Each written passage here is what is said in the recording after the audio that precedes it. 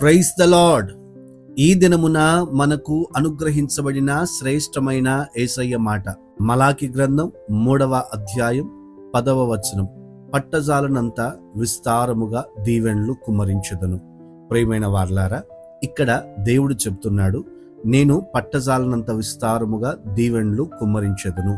దేవుని దీవెనలు పరిమితమైనవి కావు. మన ఆలోచనలకు మించి, మన కల్పనలకు మించి ఆయన ఆశీర్వాదములు ఉంటాయి.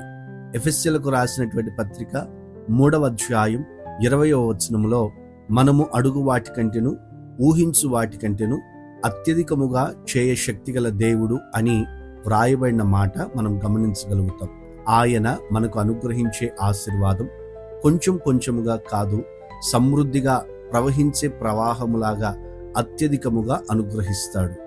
మన పాత్ర నిండిపోయేంత వరకు కాదు, దాటి పొంగి పొర్లే వరకు దేవుని దీవెనలు ఇస్తాడు. అందుకనే కీర్తనల గ్రంథం 23వ కీర్తన 5వ వచనంలో, నా గిన్నె నిండి పొర్లుచున్నది అని వ్రాయబడి ఉన్నది. ఈ మాటలు వింటున్న ప్రియ సహోదరుడా, సహోదరి, నీ కుటుంబంలో సమాధానమును, నీ ఆర్థిక ఇబ్బందుల్లో సమృద్ధిని, నీ బలహీనతల యందు ఆరోగ్యాన్ని, నీ భవిష్యత్తులో ఆశను పట్టజాలనంత విస్తారముగా ప్రభు దయచేయును. దేవునిలో విశ్వాసముగా నిలిచి ఉండండి. ఆశీర్వాదము పొందబోతూ ఉన్నారు. ప్రార్థన. పట్టజాలనంత విస్తారమైన దీవెనలతో నింపగలిగిన దేవా, మీకు స్తోత్రం. ఇప్పటి వరకు చాలని పరిస్థితుల మధ్యలో మా జీవితాలు కొనసాగించబడుతూ ఉన్నాయేమో, మీ ఉన్నతమైన ఆశీర్వాదమును మేము అనుభవించినట్లుగా మీరు కృపచూపమని కోరుకుంటూ ఉన్నాం.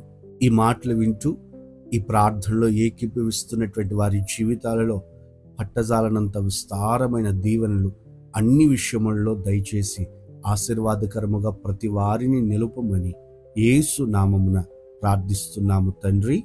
ఆమేన్, ఆమేన్. God bless you. దేవుని ద్వారా పట్టజాలనంత విస్తారమైన దీవెనలు పొందుదురుగాక. ఈ సందేశం ఇతరులకు రక్షణార్థకముగా, ఇతరులకు ఆశీర్వాదకరముగా ఉండినట్లుగా షేర్ చేయండి.